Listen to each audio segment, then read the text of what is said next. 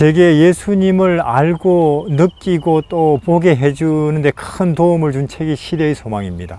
그래서 그걸 저는 누구에게나 권하고 싶죠.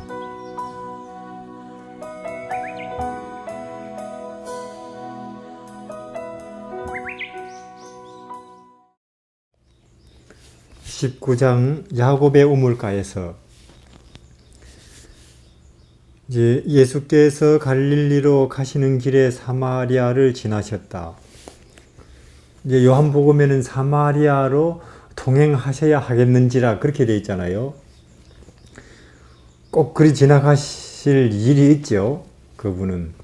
왜냐면 거기에는 이제 그분이 꼭 만나고 싶은 다른 사람은 아무도 만나고 싶어 하지 않지만은 그분은 꼭 만나야 할 이제 여자가 있거든요. 그러니까 꼭 거기는 가셔야 되는 거예요. 거기는 얼마나 참 그러니까 이 한 영혼, 가난한 심령 있으면 거기는 어디든지 거기를 제일 우선적으로 가셔야 되겠는 거예요. 그분은 이제 그러니까 아침부터 출발하셨는데 거기 요한복음에 보면은 이제 행로에 권하여 그대로 앉으시니 그렇게 되어 있습니다. 우물에. 얼마나 쉬지 않고 걸어오셨는지 그대로 피곤해 지쳐서 앉으셨죠. 이게 예수님의 인성인데 우리가 그러잖아요. 예수님 그분의 인성은 우리하고 같으냐 틀리냐. 예언의 신에 보면은 어떤 데 보면 꼭 같다 그러고 또 한편 보면은 전혀 다르다. 그런 말씀이 같이 있잖아요. 이제 논란이 많죠. 어떤 사람은 같다고 생각하고 보는 사람은 같다고 설명하는 그런 쪽으로 주로 보고 또 우리와는 다르다. 또 그런 쪽으로 쭉 보이거든요. 지금도 계속 그분의 인성에 대해서 이제 논란이 있는데 전 잘 모르겠어요. 우리가 만약에 제자들한테 한번 물어보죠. 그들은 예수님과 3년 반을 가장 가까이서 지내봤으니까 요한이나 혹은 베드로한테 물어보면 어떻습니까? 꼭 같던데 그럴 거야 아마. 한참 걸으면 피곤해 하시고 그리고 안 잡수면 배고파 하시고 더우면 땀 흘리고 또 이제 한편 우리하고 전혀 틀립니다. 아무리 앞에서 모욕을 끌어다 부어도 조금도 화를 내거나 혹은 짜증스러워하지 않고 어마어마한 일을 해놓고도 죽은 자를 살리고 보리떡으로 5개밖에 없는데 5,000명을 먹이고 파도를 잠잠하게 해놓고도 우리는 그거 신경 쓰잖아요. 그거 어떻게 소문나는지 그런 것도 듣고 싶고 그런 어마어마한 일을 해두시고도 거기에는 아무 신경을 안 쓰시는 그런 건 또 우리하고는 완전히 틀리고 그러나 우리에게 꼭 같은 모습도 우리와 전혀 다른 그런 모습도 큰 은혜가 되고 감동이 되고 내 마음을 참 자유케 하더라. 그렇게 하지 않겠어요? 오묘에 속한 것, 그분의 인성, 신성은 오묘 아니겠습니까? 오묘에 속한 것은 거기 막혀 놓으시고 드러난 것, 우리에게 보이는 것은 우리를 위한 것이니까 그분의 베들레헴 혹은 나사렛, 가난한 아이 혹은 목수, 노동자, 갈릴리 바닷가로 거니시는 모습 그것은 받으시기를 바랍니다. 그 모습이나 태도나 그 교훈은 십자가는 그는 우리를 위해서 하나님이 나타내셨고 주셨으니까 그걸 받으시고 그 안에서 자유케 되고 구원을 누리시기를 바랍니다. 그걸 알리고 오묘에 속한 것을 자꾸 파헤쳐서 그걸 이것이다 하고 말하려고 하지 말고 남한테도 자기한테도 유익이 없잖아요. 그래서 이제 그대로 앉으셨는데 그 여자 하나 만나려고 하나님이 80리길을 아침부터 쉬지 않고 걸으셨겠죠. 그랬는데 왜냐하면은 그 여자는 딱 그 시간에만 거기 나오잖아요. 물들어. 그 시간에 못 맞추면 그 여자 못 만납니다. 또 일부러 집에 찾아가면은 뭐 아예 마음, 대화의 길이 열리지 않을 수도 있어요.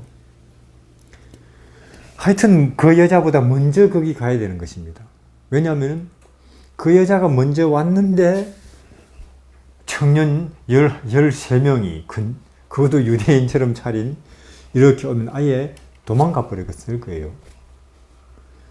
그리고 일부러 이제 예수님이 이제 제자들은 다 한두 명만 뭐 음식 사러 보내셔도 될 텐데 그렇잖아요. 왜 12명을 싹 다 보냈을까요? 그런 청년들이 이 낯선 남자들이 우물가에 많이 앉아 있으면 그 여자가 오다가도 어떻게 하겠어요? 우물들어 가버리겠죠. 또 말을 서로 건네고 받을 수도 없을 테니까 다 가라고 나 혼자 여기 있을 테니까. 그러니까 참 얼마나 그 하나님께서 우리 하찮은 사람이지만 한 사람의 마음을 깊이 살피고 그 사람의 마음에 도달하기 위해서 그 사람의 입장을 깊이 이해하면서 다가가시잖아요. 우리는 뭐 일요일 교인이든 천주 교인이든 그 사람을 고려도 안 하고 내 할 말을 쏟아버려요. 그리고는 안 받아들인다고 멸망받을 사람들 뭐 먼지를 다 털어버릴까 바래? 그렇게 이야기하기도 하죠. 앉아 있는데 여자가 이제 오죠. 말도 안 건네요. 그래서 예수님께서 이제 물 한 잔 주시겠습니까? 그때 이 여자 말이 참 퉁명스럽죠. 당신이 직접 떠다 드시든지. 근데 어렵게 물기를 올렸는데 내가 누군지 알면 오히려 당신이 나한테 사정할 걸. 당신이 뭐가 했는데요? 이 물을 마시면 다시 내일 또 물 들어 와야 되잖아요. 모든 게 이 세상 일이 다 그렇지 않습니까? 이제는 볼 만큼 봤다, 들을 만큼 들었다, 누릴 만큼 누렸다, 벌 만큼 벌였다, 재물을, 돈을 공부할 만큼 했다, 이제는 만족한다. 그런 게 어디 있어요? 거기 더 사람은 붙들리는 거예요. 술은 마실수록 중독되고, 담배는 피울수록 거기에 단단히 붙들리고, 명예도 재물도 그래요. 그렇잖아요? 영화 보는 사람은 더 영화 보고 싶어 하고, 골프 치는 사람은 거기에 더 미쳐가고 있고, 다 그렇죠.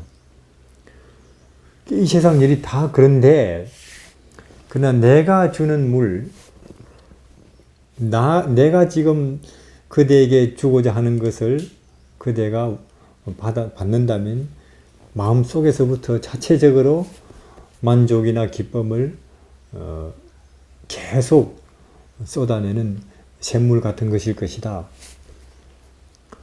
다시는 목마르지 않는다 그 말이죠. 이 물을. 그럼 이제 그 여자가 아니 그럼 당신이 우리 조상 야곱보다 크다 말입니까? 그러니까 이제 그 당시 거기는 물이 귀한데니까 그 물 잘 나오는 우물 하나 발견한 사람 두고 천년을 두고 몇백 년을 두고 그 사람은 영웅이에요. 그렇죠? 그럼 이 우물을 발견하고 이 우물을 만든 우리 조상 야곱보다 당신이 더 위대하다 말입니까? 그렇게 이제 알아들어요, 이 사람이. 근데 예수님 이제 남편 데리고 오라고 정말 꺼내기 싫은 이야기죠. 근데 이제 하여튼 이 여자는 이제 대화의 방향을 되도록이면 남편 이야기 쪽에서 딴 방향으로 돌리려고 하는데 이제 평소에 아주 궁금하게 생각했던 것.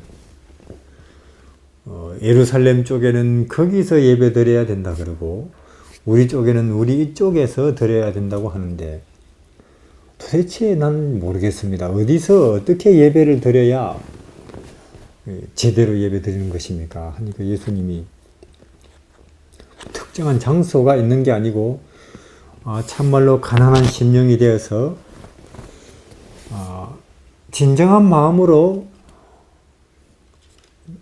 가난한 심령으로 참 수고하고 무거운 그 인생의 짐에서 벗어나기를 원하는 사람들은 하나님을 만난다 그 말이죠. 어디서 그분을 찾건 이 가난한 심령으로 하나님을 찾는 사람들은 어디서든지 그분을 만난다는 것입니다. 그대가 지금 어디 있든지 땅 끝에 있든지 혹은 고래 뱃속에 있다 할지라도 진정과 신령으로 예수님을 찾으면 만나고 오늘 그대가 지금 나를 만나고 있지 않느냐 그 말이죠. 우리가 찾아가는 게 아니고 누가 찾아온다고요? 하나님이 찾아오신다는 거예요. 그런 마음에 가난한 심령에 혹은 애통하는 마음에 온유한 마음에 의에 줄이고 목마른 마음에 하나님이 찾아오신다는 거죠. 하나님이 그런 마음이 있는 곳에 못 가실 때가 있겠어요? 사마리아라고 못 가겠습니까? 혹은 땅끝이라고 해서요? 모압 땅이라고 해서 단지 하나님이 가실 수 없는 데가 한 군데 있죠. 가난하지 않는 심령. 우리는 진리 교회고 나는 집사고 나는 장로니까 나는 다니엘서와 계시록을 아니까 하는 이 부요하고 부족함이 없는 그 마음에는 예수님도 다가갈 수가 없어요. 예. 못 가죠. 어떤 면에서 지금 그래서 우리에게 예수님이 없는지도 몰라요. 우리가 계시록 3장에는 그래서 예수님이 우리에게 못 오고 계신다고 되어 있죠. 문 열고 우리 교회에 우리 교인 마음속에 그래서 우리에게서는 예수님이 표현이 안 되고 그래서 우리는 사람들을 우리에게로 오라고 불러도 안 오고 별로 특별한 거 없으니까 이제 이 여자가 당신 보니까 참 내 비밀도 알고 참 하시는 말씀이 제가 참 듣기에는 당신 말이 참 제가 듣기에는 옳습니다. 그러나 언젠가 더 분명하게 우리의 모든 것을 우리에게 밝혀주실 분이 오시겠지요. 자기는 그래요. 더 분명하게 모든 것을 밝혀주실 메시아가 오실 줄을 제가 믿고 있습니다. 기다리고 있습니다. 그분이 오시면 모든 게 명백해지겠지요. 그래요, 이 여자가. 그러니까 참 사람 겉으로 판단할 수 없다니까요. 이 여자는 엉망으로 사는 것 같아도 그 마음속에 간절히 누구를 기다리고 있다고요? 메시아 오시는 날을 기다리고 있는 거예요. 메시아 오기를. 그러니까 우리는 저 사람도 구원이나 영혼에 관심이 있을까? 저런 사람도 저렇게 비틀거리는 저런 사람 혹은 자기 몸을 팔고 있는 저런 사람 혹은 함부로 주먹을 휘두르고 있는 저런 사람에게도 영혼에 대한 진리에 대한 갈망이 있을까 하지만은 아니라는 거죠. 오히려 그 당시 사실은 가장 메시아를 이 간절한 마음으로 기다리고 있을 거라고 생각했던 사람은 조금도 기다리고 있지 않았다는 게 드러나잖아요. 그 당시 맨날 설교하고 메시아에 대해서 연구하고 메시아에 대해서 책 쓰고 메시아에 대해서 설교하던 그들이 가장 열심히 간절히 기다릴 거라고 생각했는데 웬걸 그들은 오히려 책은 썼지만은 설교는 했지만은 연구는 했지만은 안 기다리고 있었어요. 그 왜 그렇게 했을까? 그렇게 하니까 사람들이 존경해 주니까 그렇게 그러니까 그들이 베들레헴에 태어났다는 소문이 들려도 성전 봉헌식에서 시므온과 안나가 그런 말을 했다고 하는 소리를 들어도 혹은 12살 때 직접 그 신학자들한테 12살 아이가 구약의 모든 메시아에 관한 제사, 절기에 관한 것을 환하게 밝혀줘도 그리고 침례 요한이 메시아가 왔으니 오라고 소개해도 줄기차게 안 오잖아요. 그들은. 이건 미스테리입니다. 어떻게 이럴 수가 있을까 하는 거죠. 아니, 성경을 알면 알수록, 신앙을 하면 할수록 어떻게 사람이 더 가난한 심령이 아니게 되는가 하는 거죠. 미스테리예요, 이거는. 참 성경을 알고 교회를 다니고 집사되고 장로되고 하는 것과는 전혀 다른 내용이 있는구나 하는 걸 알겠죠. 우리가 여기서 볼 때. 그러니까 지금 예수님은 예루살렘 쪽에서 거절당하고 내려오시는 길이거든요. 예루살렘 쪽에서. 예루살렘 성전에서 정말 슬픈 모습을 보고 내려오시는 길이거든요. 그렇잖아요? 시장 바닥이 되어 있지 않습니까? 거기에. 그리고 예수님의 메시아이심을 신성을 드러내자 제사장들이 어떻게 했어요? 다 도망가 버리는 그 슬픈 모습을 보고 내려오시는 길인데 참 전혀 예상도 안 했던 여기서 메시아를 기다리고 있는 한 여자를 만나는 거예요. 그리고는 예수님이 그 자리에서 내가 그다. 그러니까 공식적으로 예수님께서 자기 자신 입으로 자기를 메시아라고 알려준 대상이 이 여자예요. 제사장들도 예루살렘의 율법학자들도 아니고 이 여자입니다.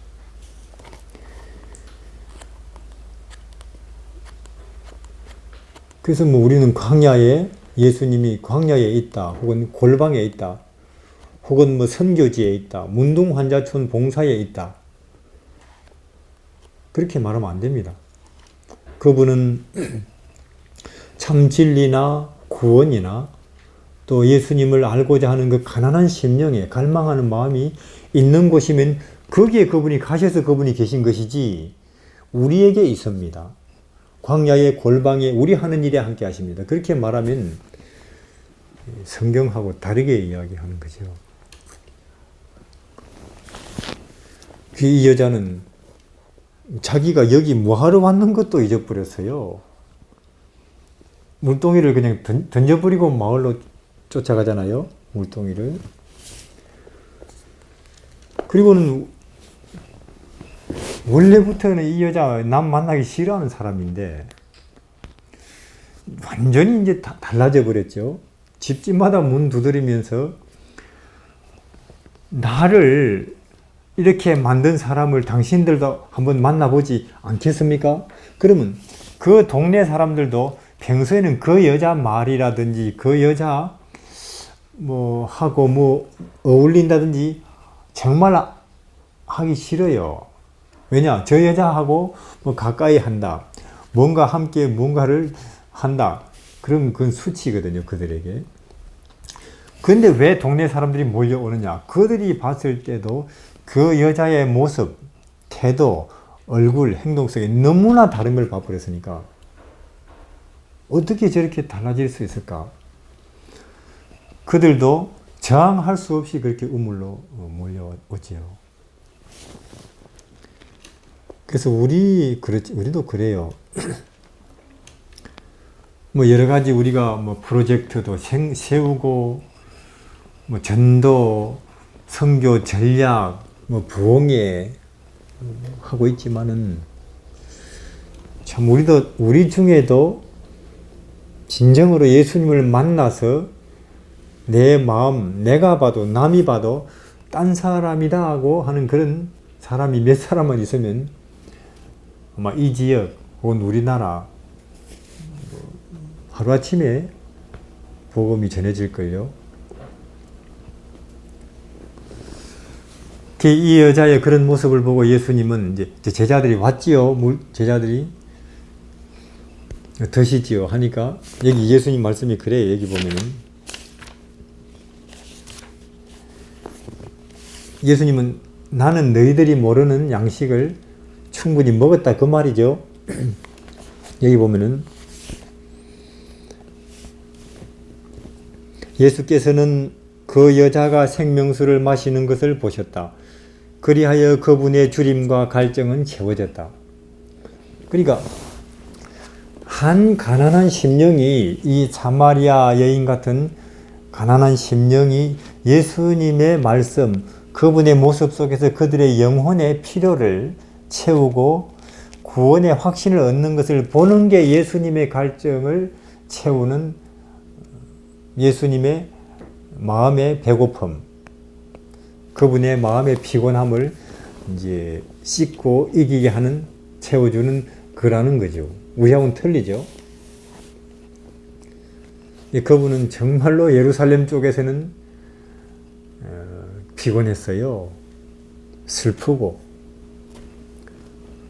근데 이 여기 여자, 이 사마리아 여인이 이 예수님 안에서 구원을 또 메시아의 모습을 보는 것을 보고는 그분은 이미 나는 충분히 위로를 받았고 새 힘을 얻었다, 먹었다 그러시죠.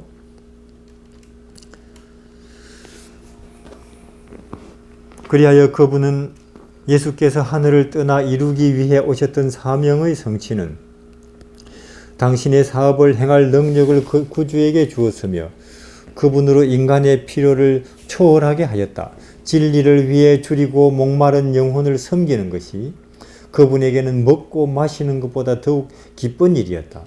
예수께는 그것이 안위와 원기 회복의 요소였다. 자비심은 그분의 영혼의 생명이었다.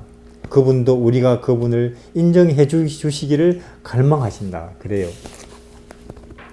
우리가 그분을 사마리아 여인처럼 인정해주고 그분을 만난 기쁨에 충만해지고 그분이 나를 이렇게 만들었어요 하고 사람들에게 달려가는 모습을 볼 때 예수님은 큰 위로와 원기를, 회복을 얻으시죠.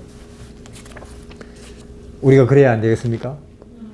우리가 하나님을 위해서 우리가 해드릴 게 여러 가지 있겠지만 그것이 가장 하나님이 바라시는 일이죠.